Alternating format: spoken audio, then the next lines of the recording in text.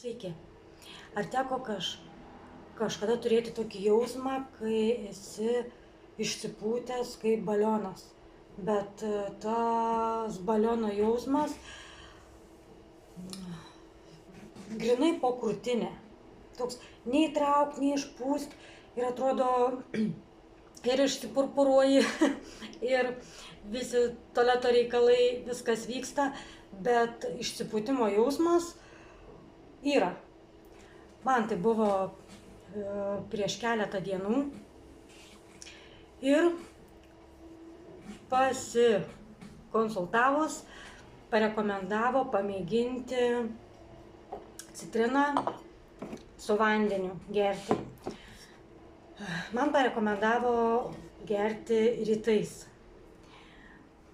Kadangi kalbėjau iš vakaro, nieko aš nelaukiau, aš nuėjau pirmą vakarą, nusipirkau citriną ir paėmiau ir pasidariau.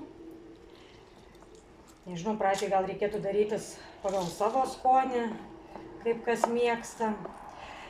Ir žodžiu, ir aš vakare išgėriau. Aš per savo gyvenimą aš daug kartų girdėjau, kaip žmonės geria vandenį su citrina. Yra tekę, bet nesu jau tokia didelė gerbėja ir pilnai nebuvau užfiksavusi.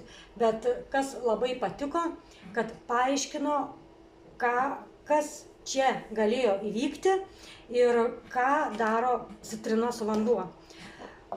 Esmė tame, kad greičiausiai užsitoksino žarnynas ir davė tokį pūtimą.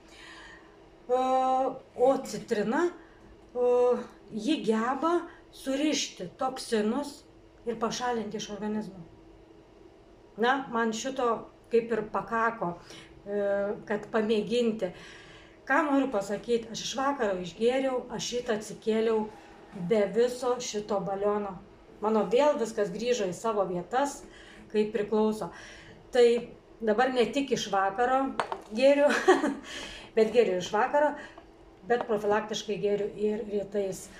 Tai jeigu kažkas panašaus turit jausmą, pamėginkit. Man be galo pasitvirtino ir visai skanu. Jei buvo naudinga, padėkit laiką ar širdelę. Gal kažkam žinot, kam būtų naudinga, pasidalinkit. Tam kartui tiek. Iki.